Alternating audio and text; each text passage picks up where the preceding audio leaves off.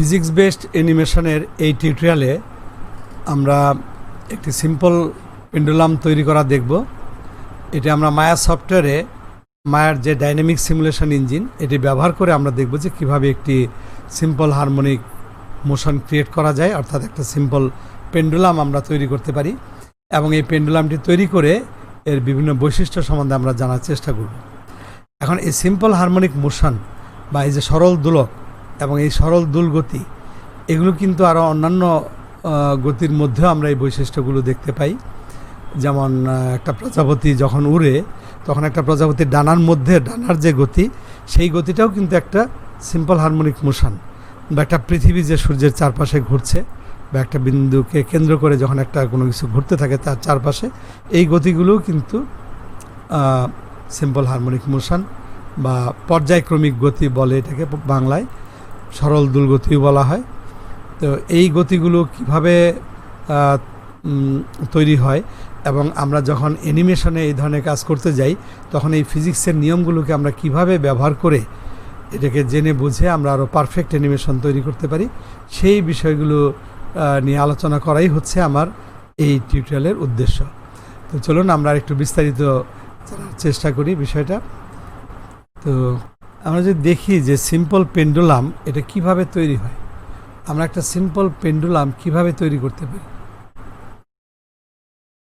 আমরা বলছি simple pendulum, বাংলায় এটাকে বলে সরল দোলক।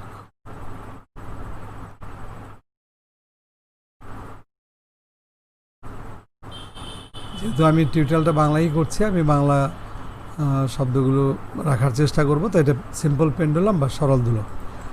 তো এটা কিভাবে হয়, অ্যাকর্ডিং টু ডেফিনেশন বলা হচ্ছে যে একটা স্থির বিন্দু থেকে যদি আমরা একটা অনমনীয় নন ইলাস্টিক এরকম একটা সুতা দিয়ে, ভরহীন একটা সুতা দিয়ে কোনো একটা বস্তুকে ঝুলিয়ে দিলে পরে যদি এই বস্তুটা বিনা বাধায় এদিক ওদিক দুলতে পারে, তখন এটাকে আমরা একটা সরল দোলক বলবো। এটা হচ্ছে ডেফিনেশন। তো অ্যাকর্ডিং টু ডেফিনেশন আমাদের এই পৃথিবীর পৃষ্ঠে এরকম আসলে তৈরি করা সম্ভব না, কারণ এখানে বাতাসের বাধা থাকবে, তারপরে একেবারে ওরকম ভরহীন সুতা পাওয়া তো কোনোভাবেই সম্ভব না, তাই না?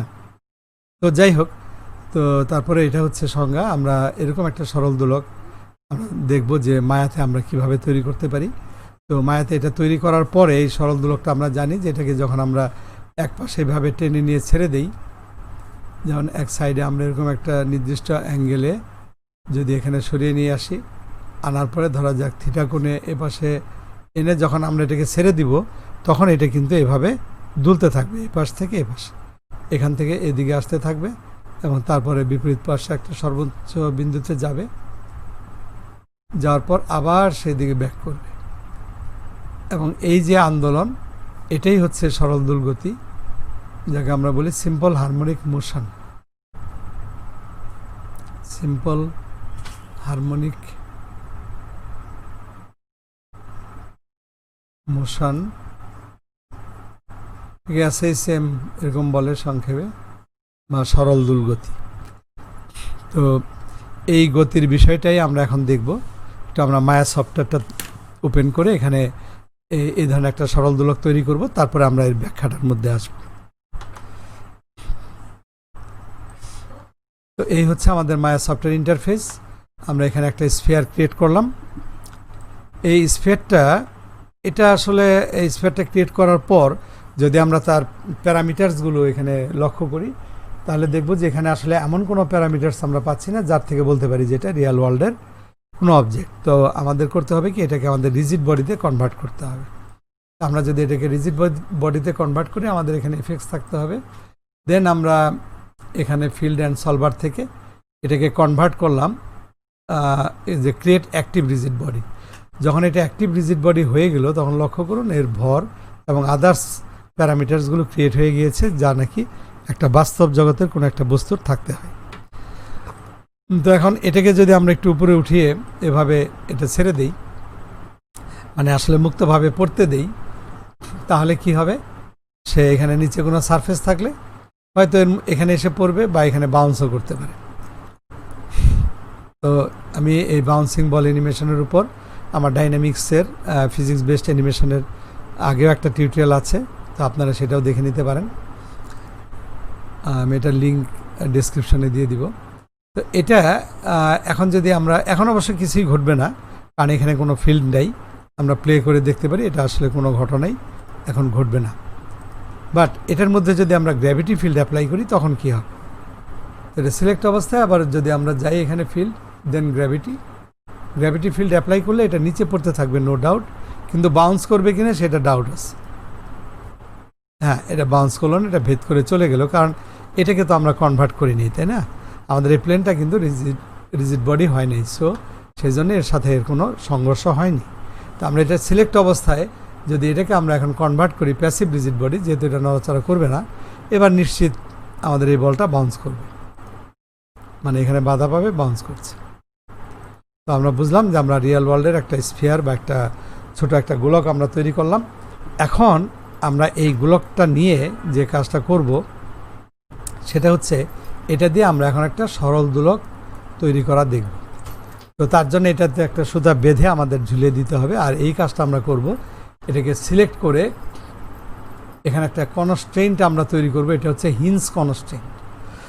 যখন আমরা হিঞ্জ কনস্ট্রেন্ট তৈরি করলাম, একটা হিঞ্জ মানে কিলক বাংলায় বলে, এটা আমরা একটু যদি দেখি ওয়্যার ফ্রেম মোডে, যে এর ভিতরে এরকম একটা লোহার শলাকা বা একটা শলাকা দণ্ড তৈরি হয়েছে যার ভিতরে আছে এবং এটার চারপাশে ঘুরতে পারবে। এটাকে আমরা একটু উপরে যদি উঠিয়ে রাখি, এটা একটা সুতা থেকে এটা এই বলটা ঝুলিয়ে দেওয়ার মতোই হলো। তো এখন যদি আমরা প্লে করি, হ্যাঁ এখন প্লে করলে না কিছু ঘটছে না, কারণ এটা এখানে এটা আটকানো আছে, স্বাভাবিক কিছুই ঘটছে না, যদিও গ্র্যাভিটি এখানে আছে। বাট এটাকে যদি আমরা এক পাশে একটু এরকম উচ্চ একটা অবস্থানে নিয়ে আসতে পারতাম, তাহলে এটাকে আমাদের একটু ঘুরিয়ে এক পাশে সরিয়ে আনতে হবে, তাই না? আমরা সেই কাজটা করতে পারি, এটা এখান থেকেও করা যেতে পারে না, এভাবে এটা ঘুরবে না অ্যাকচুয়ালি। আমরা গ্রুপ করে করতে পারি এটা, এবং এটাকে আমরা যদি গ্রুপে পরিণত করি কন্ট্রোল জি দিয়ে গ্রুপ, এখান থেকে আমরা এটাকে হয়তো ঘোরাতে পারবো। এটা এখন একটা গ্রুপ হয়ে গেছে, গ্রুপ। এই গ্রুপটাকে যদি আমি একটু রোটেট করি এভাবে, হ্যাঁ এরকম থাকতে পারে। পিভট পয়েন্ট একটু দূরে আছে, সমস্যা নেই, আমরা সেন্টারেও নিয়ে আসতে পারতাম। ওকে, আচ্ছা, তো এবার যদি আমরা ছেড়ে দেই, স্বাভাবিকভাবে এখন এটা তার ইকুইলিব্রিয়াম পজিশন থেকে কিন্তু আমরা দেখতে পাচ্ছি যে একটু উপরে অবস্থান করছে। এই যে গ্রুপটা যদি আমরা দেখি, তাই না, তার ইকুইলিব্রিয়াম পজিশন থেকে একটু উপরে আসছে। আচ্ছা, আমরা একটা কাজ করি, এটার পিভট পয়েন্টটা আমরা যদি সেন্টারে নিয়ে আসি, এখানে মডিফাই থেকে সেন্টার পিভট করলে আমরা পিভট পয়েন্টটা সেন্টারে রাখতে পারি, সেটা আমাদের এখানে দেখতে ভালো লাগবে। আমরা এখান থেকে যদি রোটেট করি এটা আরও সুবিধা হবে আমাদের। ওকে, তো ধরা যাক আমরা এটাকে এভাবে একটু রোটেট করে রাখলাম, এরকম একটা জায়গায় সরিয়ে রাখি। এখন যদি আমরা প্লে করি তাহলে এটা নিশ্চিতভাবেই এটা এদিকে আসতে থাকবে, তাই না? কেন আসবে সেই ব্যাখ্যাটা আমি দিব এখন। দেখেন, এই যে এটা আমরা জানি যে আমাদের এখানে রিয়েল ওয়ার্ল্ডেও যদি এরকম একটা ভারী বস্তুকে ঝুলিয়ে দিয়ে এটাকে একদিকে টেনে নিয়ে যেয়ে আমরা এটাকে ছেড়ে দিই, তাহলে এটা কিন্তু এভাবে আন্দোলিত হতে থাকবে এবং একটা সরল দোলক তৈরি করবে। হ্যাঁ, এখন এটা কেন এভাবে আন্দোলিত হচ্ছে এই বিষয়টা এখন আমরা একটু ব্যাখ্যা করব। আমি এখানে আমরা আবার আমার সেই হোয়াইট বোর্ড, আসলে ফটোশপ হোয়াইট বোর্ডে ব্যাক করলাম। তা আমরা যদি একটু ব্যাখ্যা করি এটা কেন এইভাবে দুলছে, এখানে এনে টেনে ছেড়ে দেওয়ার পর আসলে এটার তো একটা ভর আছে, তাই না? ভর আছে মানে তার একটা ওজন আছে, এবং ওজনটা কিন্তু এভাবে নিচের দিকে কাজ করবে, এবং এটা হচ্ছে W=mg। এখানে জি হচ্ছে মাধ্যাকর্ষণজনিত ত্বরণ বা গ্র্যাভিটেশনাল অ্যাক্সিলারেশন।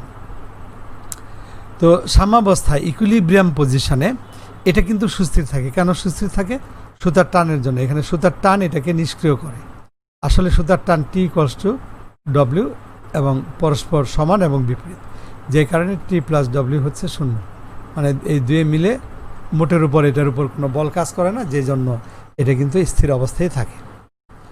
বাট যখন এটাকে আমি টেনে এক পাশে এরকম একটা অবস্থানে নিয়ে যাই, তখন আসলে কি হয়, তার ওজনটা তো তখন নিচের দিকে কাজ করছে mg। কিন্তু এই যে সুতার টান, এই ওজনটাকে কিন্তু আর সুতার টান এখন পুরোপুরি নিষ্ক্রিয় করতে, পুরোপুরি মানে কি এখন নিষ্ক্রিয় করার সুযোগ নাই, যেহেতু এটা একই ডিরেকশনে নাই, তো সুতার টান নিষ্ক্রিয় করতে পারছে না স্বাভাবিকভাবেই। তখন এই যে আমাদের ওজন mg, এটা কিন্তু দুইটা অংশকে ভাগ হয়ে যায়, দুইটা কম্পোনেন্টে। একটা কম্পোনেন্ট এই সুতার টানকে নিষ্ক্রিয় করে, সুতার টান নিষ্ক্রিয় না হলে তো এটা লাফ দিয়ে এদিকে চলে যেত, তাই না? তো এইটা দুইটা কম্পোনেন্টে ভাগ হয়, দুইটা ভেক্টরে। একটা হচ্ছে এদিকে, এটা হরিজন্টাল কম্পোনেন্ট আনুভূমিক অংশ, আর এটা এরকম উল্লম্ব অংশ, মানে এই দুইটা কম্পোনেন্টে ভাগ হয়ে যায়, এটা এবং এটা, এই দুইটার যোগফল অ্যাকচুয়ালি এটা, এই ওজনটা। এখন এই অংশটার মান কত হবে, এটা যদি আমরা থিটা কোণে এটাকে যেহেতু একদিকে সরিয়েছি এবং এটা পরস্পর সমান্তরাল, সো এই লাইনটা এখানে সেট করেছে, কাজে এই কোণটা থিটা হলে আপনারা জানেন যে এই কোণটাও কিন্তু থিটা হবে। তখন আমরা এটা স্বাভাবিকভাবে ত্রিকোণমিতির নিয়মে বের করতে পারি যে এই আনুভূমিক অংশটা, এই অংশটা হবে mg cos থিটা, যা কিনা সুতার টান দিয়ে নিষ্ক্রিয় হবে, সুতার টান দিয়ে নিষ্ক্রিয় হবে। আর এই অংশটা এটা হবে অ্যাকচুয়ালি mg, এখানে যে অংশটা এটা অ্যাকচুয়ালি এই জায়গায় কাজ করবে এবং এটা হবে mg sin থিটা। আমরা এখানেও লিখতে পারি mg sin থিটা, এবং এই যে mg sin থিটা এটা এদিকে, এর কারণেই আসলে এটা এদিকে আসতে থাকে, এবং এটার বিপরীতে অ্যাকচুয়ালি বাতাসের বাধা ছাড়া আর তেমন কোনো বল কিন্তু কাজ করছে না। বাতাসের বাধা ছাড়া এটার বিপরীতে আসলে তেমন কোনো বল কাজ করছে না। যখন এটা এদিকে আসতে থাকে ততই তার বেগ বাড়তে থাকে। এখানে আসলে এই অবস্থানে কিন্তু তার বেগটা ছিল 0, যখন সেইখানে আসে তখন তার বেগ একটা সর্বোচ্চ বেগ হয়, কিন্তু এখানে আসার পরে বেগ হয়, কিন্তু এই যে mg sin থিটা এটার মান কমতে কমতে 0 হয়ে যায়। কিন্তু তখন গতি জড়তার জন্য এটা আবার বিপরীত দিকে চলতে থাকে, কিন্তু যখন আবার এটা বিপরীত দিকে চলতে থাকে তখন এই মাধ্যাকর্ষণজনিত ত্বরণ জি তার এই গতির বিপরীতে মন্দন হিসেবে কাজ করে, নেগেটিভ অ্যাক্সেলারেশন হিসেবে কাজ করে, এবং এটার গতিটাকে কমাতে থাকে, এবং যথারীতি আবার যখন এটা এই পাশে চলে আসে তখন এটার বেগ হয় 0, তখন আবার সেই দিকে আসতে থাকে। এভাবে সে একবার এ পাশে যায় আবার এ পাশে আসে। এখন এই যে একবার এই পাশ থেকে, মানে এই পার্শ্ব থেকে আমরা এইভাবে বলবো যে এই পাশ থেকে ওই বিপরীত পার্শ্বে যে আবার যখন এই পাশে ফিরে আসে, এটা হচ্ছে একটা পূর্ণ দোলন। এই পূর্ণ দোলন, এটাকে একটা পূর্ণ দোলন বলে। এই পূর্ণ দোলনে যে সময় নেয় তাকে বলা হয় দোলনকাল। তো ধরেন এটার দোলনকাল হচ্ছে, এটার এই দোলনকাল, এটাকে যদি আমরা টি বলি, ও এইখানে সুতার টানকে আমরা টি বলেছি, তো আচ্ছা এটা আমরা স্মল টি বা এরকম, যাই হোক, ধরেন এই দোলনকাল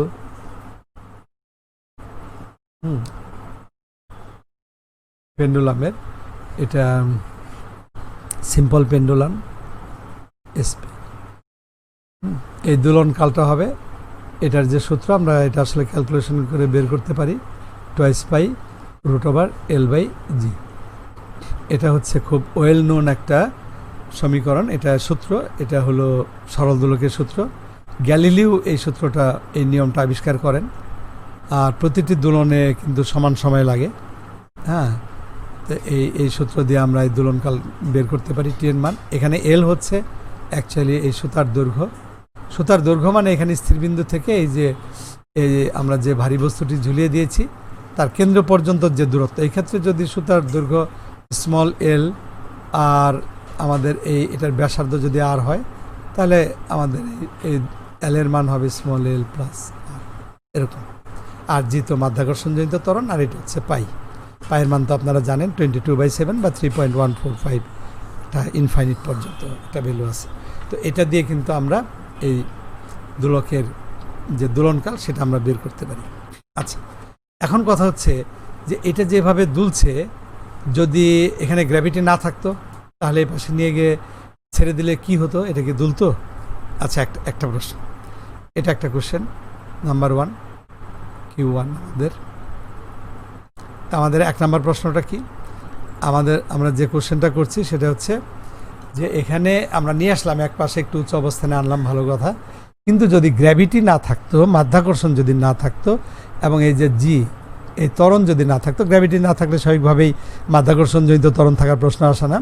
তো এটা না থাকলে তখন এটা কি করতো, অর্থাৎ এটা আমরা বলতে পারি মহাশূন্যে, যেখানে ধরেন পৃথিবী বা কোনো গ্র্যাভিটেশনাল ফিল্ড থেকে অনেক দূরে যদি এরকম একটা সরল দোলক আমরা কোনো একটা বিন্দু বা কোনো একটা জায়গা থেকে এভাবে করে রাখি, এক সাইডে একটু উঁচু করে রাখলাম, তাহলে সেই ক্ষেত্রে কি ঘটবে, কি মনে হয় আপনাদের, একটু ভেবে দেখেন। আচ্ছা, আমরা উত্তরটা মায়াতে আমরা এটা দেখবো এক্সপেরিমেন্ট করে। আর কোশ্চেন 2 হচ্ছে যে যদি সেই মহাশূন্যে কি হয় আমরা জানি না, সেইখানে যদি আমি এটাকে ধাক্কা দেই, আচ্ছা এই উত্তরটা আমরা একটু পরেই দেখি, আমরা আগে সফটওয়্যারটাতে যাই, সফটওয়্যারে যেই না হয় আমরা দেখি। এখন তো এটা গ্র্যাভিটি ফিল্ডের মধ্যে আছে, সো স্বাভাবিকভাবে এটা এখন আন্দোলিত হচ্ছে, এতে কোনো সন্দেহ নাই, দুলছে। বাট আমরা যেটা বলছি যে যদি এখানে আমরা গ্র্যাভিটি ফিল্ডটাকে মুছে দিই তখন কি হবে, মানে বাদ দিয়ে দিই, এখানে আমি বুঝতে পারছি, মানে গ্র্যাভিটি ফিল্ড যদি না থাকে তাহলে কি হবে। তো গ্র্যাভিটি ফিল্ডটা আমি এখান থেকেও সিলেক্ট করতে পারি, অথবা উইন্ডো থেকে আউটলাইনারে যেও আমরা কিন্তু গ্র্যাভিটি ফিল্ড সিলেক্ট করে এটাকে ডিলিট করে দিতে পারি। ডিলিট করে দিলাম যথারীতি। এখন কোনো গ্র্যাভিটি ফিল্ড নাই, এখন আপনারা ধরে নিতে পারেন যে এটা মহাশূন্যে আছে, মহাশূন্যে অবস্থান করছে। এখন যদি আমরা প্লে করি তাহলে কি হবে, যে আমি প্লে করলাম, এটা প্লে হচ্ছে, কিছুই ঘটবে না, বাস্তবেও তাই হবে, মহাশূন্যে এটা আসলে কিছুই হবে না, ও যেভাবে রাখবেন ওটা ওভাবেই থাকবে। এখন কোশ্চেন নাম্বার 2, যে যদি আমি মহাশূন্যে এটাকে নিয়ে এটাকে একটা ধাক্কা দিয়ে দিই তখন কি হবে। হ্যাঁ, এটা আসলে একটা চিন্তার বিষয়। হ্যাঁ, আপনারা একটু ভেবে দেখুন তো কি হতে পারে এটা। আমি ধরেন মহাশূন্যে এরকম একটা, এটাকে কোনো একটা স্থির বিন্দু ধরেন স্পেসশিপ বা কোনো কিছুর মধ্যে আটকে এভাবে রাখছি, তারপরে আমি এটাকে একটু ধাক্কা দিয়ে দিলাম, তখন এটা কি ঘটবে। আচ্ছা, তো এখন এটা আমরা উত্তরটা আপনারা হয়তো একটা ভেবেছেন, বাট আমি একটু দেখি যে আসলে কি ঘটতে পারে। তো মহাশূন্যে যদি আমি এটাকে এদিকে একটা ধাক্কা দিই, মানে এদিকে আমি একটু বেগ দিয়ে দিলাম, এটা হচ্ছে এক্স ডিরেকশন, এই যে ওর ইনিশিয়াল ভেলোসিটিতে এক্স ডিরেকশনে ধরা যাক, আমি ওর একটা ভেলোসিটি দিয়ে দিলাম 10, তাহলে এটা কি হবে। এখন এদিকে যদি আমি ধাক্কা দেই তাহলে এটার বিপরীতে তো কোনো বলও নাই বা কিছুই নেই, বা এটা যেদিকে আসবে তার বিপরীতে কোনো গ্র্যাভিটির কোনো উপাংশ তৈরি হয় নাই, যেহেতু এটার কোনো ওজন নাই, হ্যাঁ ওজন শূন্য, এটাকে এই ধাক্কাটাকে নিষ্ক্রিয় করার জন্য এদিকে কিন্তু কোনো বেগ বা বল কিছুই কাজ করছে না। স্বাভাবিকভাবেই আমি একটা ভবিষ্যৎবাণী করি, আপনারাও বুঝতে পারছেন নিশ্চয়ই, এটা কিন্তু এভাবে চলতে থাকবে, চলতে থাকবে, চলতে চলতে ঘুরতে থাকবে, এবং এটা ঘড়ির কাঁটার মতো এভাবে কিন্তু এটা ঘুরতেই থাকবে, ঘুরতেই থাকবে, অনন্তকাল পর্যন্ত এভাবে ঘুরবে, তাই না। আচ্ছা, কথা না বাড়িয়ে আমরা একটু এখন দেখি প্লে করে আসলেই তাই হয় কি না। ইয়েস, এটা এখন ঘুরছে তো ঘুরছে, এবং মহাশূন্যে অ্যাকচুয়ালি এই কাজটাই হবে। যদি এরকম একটা ভারী বস্তু আমরা ধরেন স্পেসশিপের কোনো একটা অংশে বা কোনো জায়গা থেকে এভাবে যদি আটকে আমরা এরকম একটা ধাক্কা দিয়ে দিই, ওটা কিন্তু এভাবে ঘুরতেই থাকবে, ঘুরতেই থাকবে, এই কাজটাই হবে। আবার যদি এখানে আমরা মহাকর্ষ ক্ষেত্র তৈরি করতে পারি, তখন আবার এটা ধাক্কা দিয়েছি, আচ্ছা এটা তো এখন একটা, এটা কিন্তু অলরেডি তার মধ্যে একটা আদিবেগ আছে, তো এই অবস্থায় কি হবে যদি আমরা গ্র্যাভিটি ফিল্ড দিই। হ্যাঁ, গ্র্যাভিটি ফিল্ড দিলে এটা এখানে তখন তো শুধুমাত্র মাধ্যাকর্ষণের কারণে তার একটা অংশ এদিকে তৈরি হয়েছিল, সেটা দিয়ে এটা এদিকে মুভ করেছে, বাট এখন হয়তো তার চেয়ে একটু বেশি দূর যাবে এই ধাক্কাটার কারণে, কিন্তু সে আবার ফিরে আসতে বাধ্য, এদিকে সে ফিরে আসবেই। আমরা একটা গ্র্যাভিটি ফিল্ড এগেন ক্রিয়েট করি, গ্র্যাভিটি ফিল্ড তৈরি করলাম, এবার আমরা প্লে করে দেখি কি হয়। হ্যাঁ, এবার কিন্তু সে একটু বেশি দূর যাচ্ছে, কারণ তার গ্র্যাভিটি ফিল্ডের টান এবং সেই সঙ্গে যে আমরা ইনিশিয়াল ভেলোসিটি দিয়েছি, এই দুটার কারণে প্রথমে সে যতটুকু দূরত্ব গিয়েছিল তার চেয়ে একটু বেশি দূরত্ব যাচ্ছে, কিন্তু সে কিন্তু ফিরে আসছে। আচ্ছা, যদি আমি এটার বেগ আরেকটু বাড়াই, 10-এর জায়গায় 15 করি, তাহলে কি হবে, তাহলে এটা আরেকটু বেশি উপরে যাবে, তাই না, সেটাই হওয়ার কথা। ইয়েস, আরও বেশি উপরে যাচ্ছে, এমনটাই হওয়ার কথা। এটা আমরা কিন্তু বুঝতে পারছি আগের থেকে যে আসলে এই ঘটনাটা ঘটবে। তো আপনারা লক্ষ্য করুন যে আমরা কিন্তু মায়ের ডাইনামিক ইঞ্জিন ব্যবহার করে এই যে ফিজিক্সের সেই যে গ্যালিলিওর দেওয়া সেই বিখ্যাত দোলক ঘড়ির যে সূত্র, হ্যাঁ, সরল দোলকের যে সূত্র, সেটা কিন্তু আমরা এখানে দেখতে পাচ্ছি। ওকে, তো এই সরল দোলকের এই নীতিটা আমরা কোন কোন ক্ষেত্রে কাজে লাগাতে পারি, এটা আসলে আরও অনেক বিস্তৃত আলোচনা হবে, আমার টিউটোরিয়ালের দৈর্ঘ্য অনেক বেড়ে যাবে। তা আমি এই জন্য একটা টিউটোরিয়ালে সব ডিসকাস করতে চাচ্ছি না। আমি একটু হিন্টস দিয়ে রাখি যে এই যে সরল দুল গতি, সিম্পল হারমোনিক মোশন, এই সিম্পল হারমোনিক মোশন কিন্তু পৃথিবীর গতির মধ্যেও আছে। এটাও কিন্তু একটা সরল দুল গতি, কারণ এটা পর্যায়ক্রমিক গতি, একই ঘটনা যদি ঘুরে ফিরে আসে সেটাই কিন্তু সরল দুল গতি আমরা বলতে পারি, বা সিম্পল হারমোনিক মোশন। যেমন সূর্যের চারপাশে পৃথিবী ঘুরছে, একটা নির্দিষ্ট সময় পরপর সে ঘুরে আসছে, এটা একটা সরল দুল গতি। এবং এই যে আন্দোলিত গতি, যে এই গতিটা আমরা যদি এর একটা গ্রাফ ড্র করি তাহলে এটা একটা সাইন ওয়েভ তৈরি করবে। এটা কিভাবে সাইন ওয়েভ তৈরি করে এই বিষয়ে আমি আমাদের এই টিউটোরিয়ালের পরবর্তী পার্টে আলোচনা করব, কারণ এটা আপনার একটু ডেপথে যারা বোঝার চেষ্টা করছেন এটা দরকার হবে, এটা ভালোভাবে বুঝলে। এবং এই পৃথিবীর গতিটাও কিন্তু এরকম একটা সাইন ওয়েভ জেনারেট করবে। নট অনলি দ্যাট, একটা প্রজাপতি বা একটা মাছি যাই বলি আমরা, একটা প্রজাপতি যে উড়ে, তার এই যে ডানার যে গতি, একটা প্রজাপতির এই ডানার গতিটাও কিন্তু এটাও কিন্তু একটা সরল দুল গতি, কারণ এখান থেকে সে একবার এই অবস্থানে আসে, আবার এখানে যায়, এ পাশে এসে যখন সেই পাশে যাচ্ছে, হ্যাঁ, এই যে একবার এসে আবার এখানে গেল, এটা একটা দোলন সম্পন্ন করবে। এবং এটার গতিও কিন্তু এরকম একটা সাইন ওয়েভ জেনারেট করবে। তো এই বিষয়গুলো নিয়ে আমরা পরবর্তীতে কথা বলবো। তা আপনারা নিশ্চয়ই বুঝতে পারছেন যে আমাদের এই অ্যানিমেশনের কাজের সাথে এখানে ফিজিক্সের এই সূত্রগুলো সরাসরিভাবে কিভাবে কাজ করছে, এবং এই বিষয়গুলো বুঝে নিয়ে আপনারা এটাকে কাজে লাগাতে পারবেন। এবং এটার ভর যদি এখন আমি বাড়িয়ে দিই তাহলে স্বাভাবিকভাবেই এটা কিন্তু হয়তো অত উপরে আর যাবে না, যদিও বেগ আছে। আমি এটার ভর ধরেন 1 আছে, আমি এটাকে করলাম 50, তাহলে এটা কত দূর যাবে অনুমান করতে থাকেন তো, এটা কত দূর যাবে? আসলে খুব সামান্যই হয়তো বা যাবে, কিন্তু না, যেহেতু ওর মধ্যে বেগটা আছে, হ্যাঁ, বেগের কারণে সে কিন্তু সেই ঘটনাটা ঘটছে না। না, আচ্ছা আচ্ছা, এখন এটা যে অনেক বেশি দূর যদি যায় তাহলে কি তার দোলনকালের মধ্যে কোনো পরিবর্তন হবে? বিস্তারটাকে যদি আমরা অনেক বাড়াই, হ্যাঁ, এগুলো কিছু প্রশ্ন না, এগুলো নিয়ে আপনারা ভাবতে পারেন যে আসলে এই ব্যাপারগুলো ঘটবে কিনা। তো এই বিষয়গুলো নিয়ে আপনারা ভাবেন, সরল দোলকের এই যে ব্যাপারগুলো বললাম, এবং যদি এই বিষয়গুলো নিয়ে আপনাদের মনে আরও কোনো প্রশ্ন তৈরি হয় আপনারা কমেন্টস এটা জানান, তখন আমি সেই বিষয় নিয়ে আরও কিছু এরকম টিউটোরিয়াল আমি তৈরি করব। এই জন্য আমি আপনাদের থেকে এই কমেন্টসগুলো আশা করছি যে এটা দেখার পরে যদি আপনাদের সরল দোলক সংক্রান্ত, সরল দোলকের যে নীতি এবং এটা আমরা অ্যানিমেশনে আর কোন কোন ক্ষেত্রে কিভাবে কাজে লাগাতে পারি, এই বিষয় নিয়ে যদি আপনাদের কোনো কিউরিসিটি বা কৌতূহল তৈরি হয় তাহলে আমাকে জানাবেন কমেন্টসে।